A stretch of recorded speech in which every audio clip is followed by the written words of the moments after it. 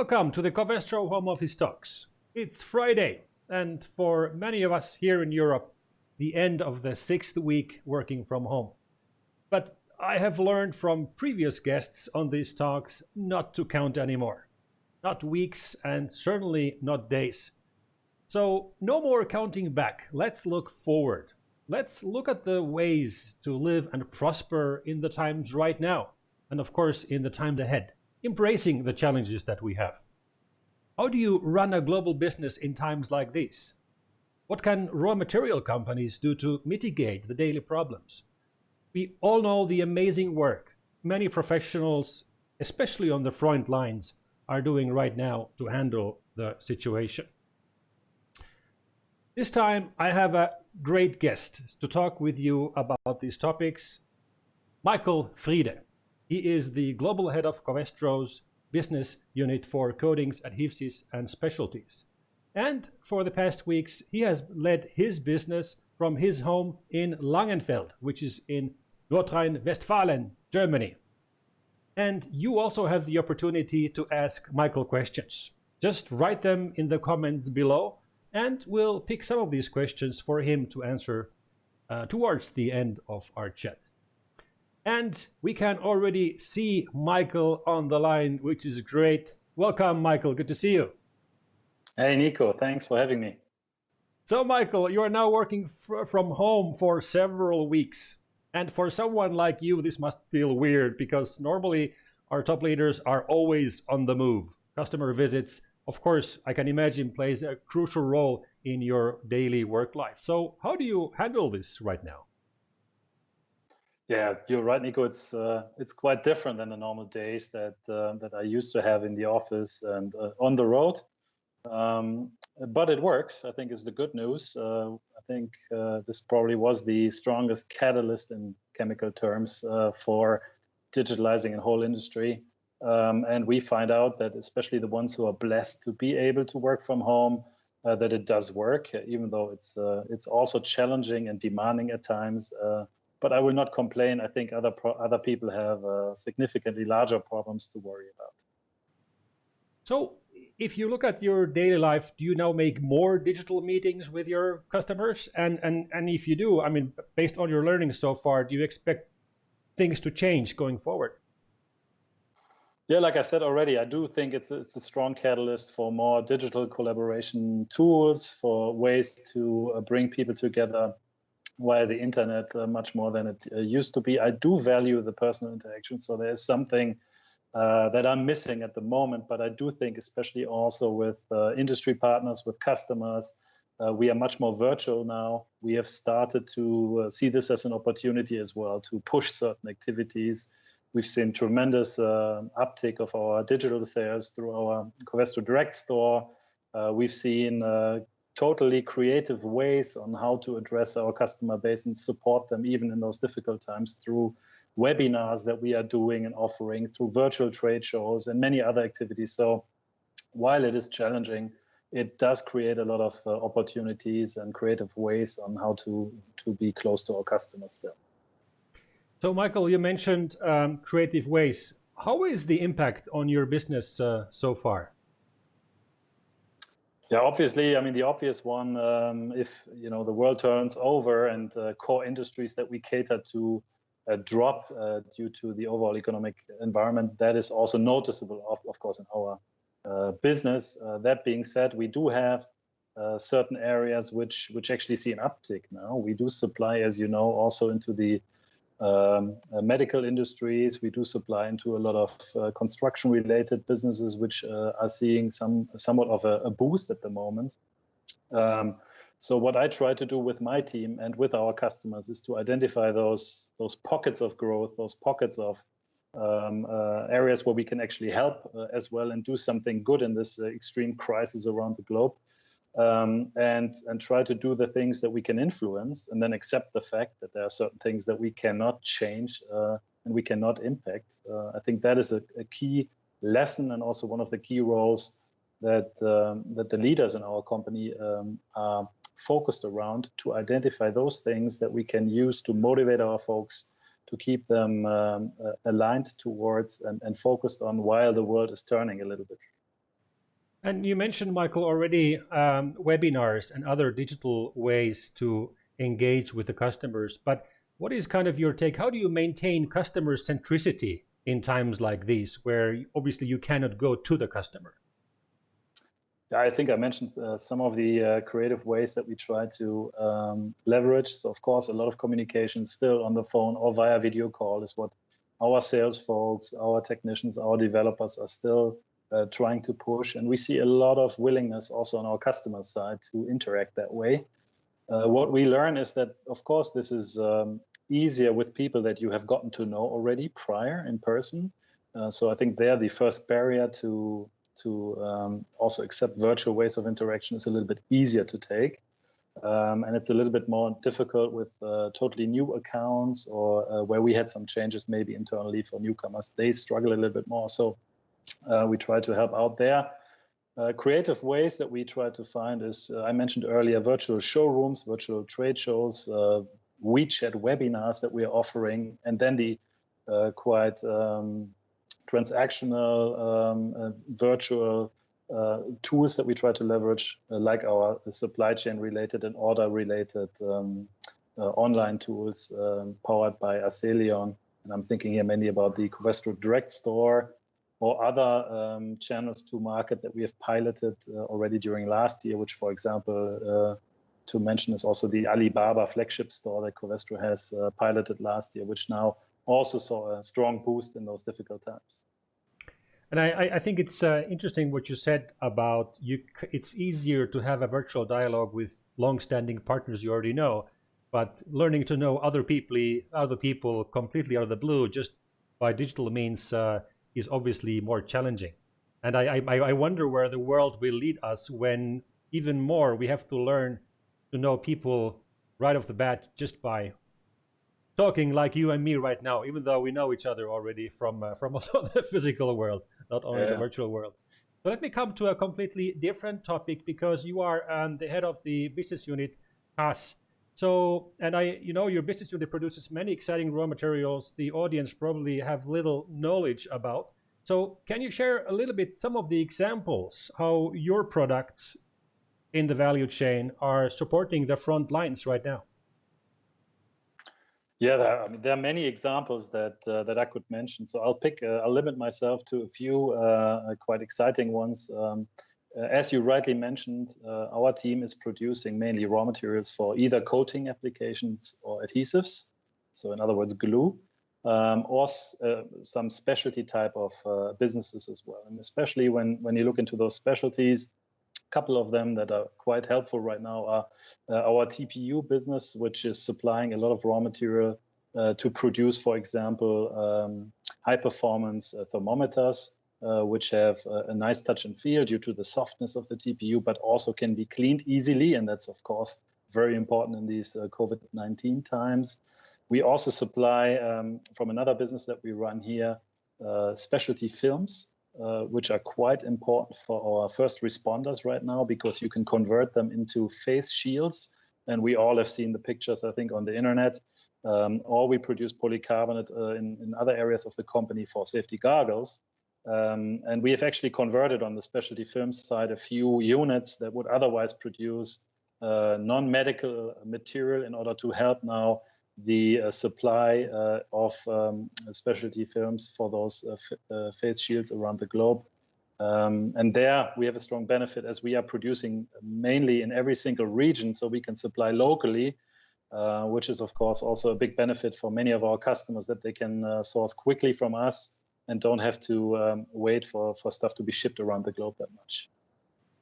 Thanks, Michael. And I think these are also valid points, that as the pandemic is going as a wave around the world, how can global companies support different parts of the world with different activities, which may not be as strict as a lockdown as they are in some parts of the world. And I have to ask you, Michael, because I ask this all my guests, it's a very personal topic. How do you manage home office from work? And do you have any tips for the audience how to maintain sanity and productivity working from Langenfeld in your case? Yeah, I think that you can read a lot of tips and how-tos on the internet, on LinkedIn. There's some YouTube tutorials you can follow and so on, and Twitter feeds. So I'll maybe, besides the obvious ones that you should, factor in some breaks. The days seem to get very long here in the home office, especially for a company that works globally. So in the mornings you get the calls from Asia, and then for Europe, then in the evenings it finishes with people on the West Coast in the United States usually. So it's very careful, and you have to be very careful, and it's very dangerous to get sucked into that 24/7 availability. So what I try to do is to really have a plan to, start maybe not at 5 in the morning, and also to finish in a normal kind of business hour mode, and to take a few breaks.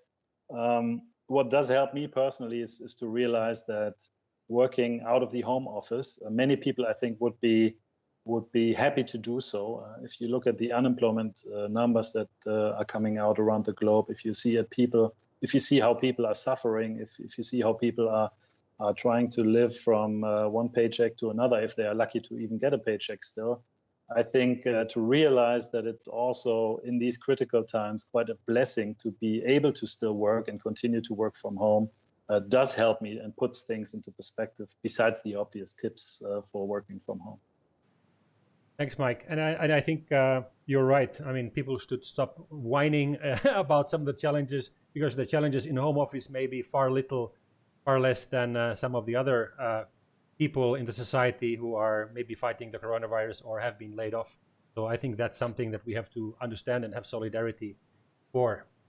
Okay, good to see you alive and well, Michael, working from your home. And, thanks for chatting in. I'm just checking quickly if we have anything from the social channels.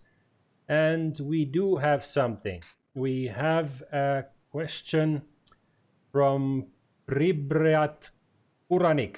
And sorry for my pronunciation. As a Finnish person, I am not speak all languages. The question is for you, Michael. How is Covestro looking ahead in the business in China?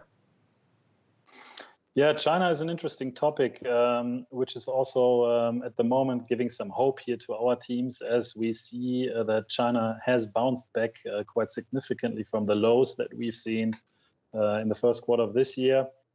So the way we look at it right now is that there's a strong domestic demand at the moment that's probably driving the development and the bringing it back to a more normal state. The big question that we have for our business is how much of that is replenishing existing stock, and whether there will be a second downward wave once the export figures, which of course still are suffering from domestic demand in Europe and in the NAFTA region being quite depressed. Once those export numbers kick in, whether there will be a second smaller wave towards the south, if you will. So that's what's keeping us busy. But we have to say we're quite proud of how our teams have managed the crisis there in Asia. And a big shout out and thank you for people who kept up the production and the folks that kept on working from home. They've done a fantastic job. And to be honest, we benefit quite a lot in Europe and in the rest of the world in our company right now, because there are a lot of lessons learned that this wave that first hit Asia is bringing out to the other regions. So that definitely helps us to steer through this crisis a little bit better. Thanks. And I think we have another question which actually follows up on your topic of having great teams and maintaining the productivity of these teams. We have a question from Ali Reza Eladati. And the question is as follows. Did the work productivity decrease under these circumstances? And if yes, what are some of the actions to prevent this? What's your take? Yeah, so for us, I actually think the opposite is probably true, especially for the people who work in administrative or office type of roles. I do think that people go the extra mile now, even more than they already have probably before the crisis. And availability, I think, is high. We also have a lot of time gained, to be honest, because we don't travel that much anymore, especially the ones who are on the sales side of things or the technicians that do travel to customers. So they kind of have a lot of those that time kind of left over for other tasks. So I do think productivity has increased at the moment for those roles. Of course, on the production side, productivity more or less stayed on the same level where we were producing and where we are producing. And of course, we have an impact with demand being lower, and we are adjusting our production levels there. But if you ask me about true productivity, I actually do think it has increased during this time of crisis for us. Thanks, Michael. And I can certainly say for myself that I do a lot of interviews at my work, and now I can just go to my room upstairs and have interviews with you without leaving the office. So certainly I agree with you. Again, the travel time alone does a big difference. We have a final question for you. I know you're a busy guy, so we won't take much more of your time. We have a great question from Alex. And Alex is asking, will this pandemic drastically descend opportunities for graduates to join Covestro? And what skills would you highlight for future candidatures to join Covestro? What do you think? No, I think over the midterm period and the long-term period, this will not decrease the chance of people to join our fantastic company, graduates or even skilled workers or people who are already having a career. We will be continuing to hire even in the crisis times. Of course, we have adjusted our plannings here and there, but there are still open positions that we are filling, so we don't have a hiring freeze in place. And it's a fantastic business that I can only encourage people to take a hard look at. I'm in this company for the last 20 years now, and I've enjoyed almost every single day. We have a fantastic business focused on more sustainability in this planet. We will have a significantly stronger focus on circularity, so you can make a difference here, way beyond the current job that you might have or might be looking into. So no, yes, please look into the things that we have to offer, and I can only encourage you to stay tuned. Thanks, Michael. That's a very optimistic take on the future, and I agree with you. This is an opportunity to become better, and also from an employment point of view, I also hope that this gives also new opportunities for people with new skills. So there are probably more questions on social that we'll have to look at later. And Michael, I know you are also an avid social media user, so we can go back to that. But I want to end this for now. Thanks so much, Michael, for taking the time to chat with us and at my home office. Please keep doing what you do. Stay safe and stay healthy. Yeah, thank you, Nico, and thank you to all the customers out there, our teams around the globe. I think everyone's pulling together in these difficult times, and we'll get through this somehow. Cool. Bye, Michael. Thank you. Take care. Thank you for joining us. And I hope you found Michael's, just a second, my virtual studio. Yeah. So I found you find Michael's live comments insightful and even helpful as you manage your own situation. As always, we appreciate, and I personally appreciate very much, any comments or suggestions for us to improve on this very homemade format. I can really tell you this is a very homemade-based home discussions and home office talks. So if you have any comments, please leave them in the comments section below. We'll have some more exciting guests lined up, imagine or not, for you next week. Until then, stay safe, stay healthy, and most importantly, stay tuned and have a great weekend.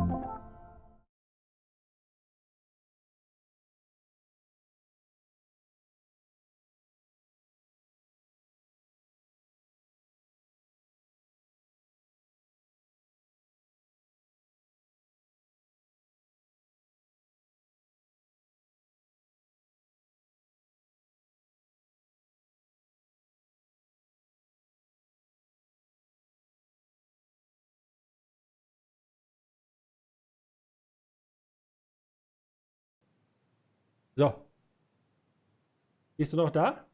Ich bin noch da. Aber off. Off. Und off.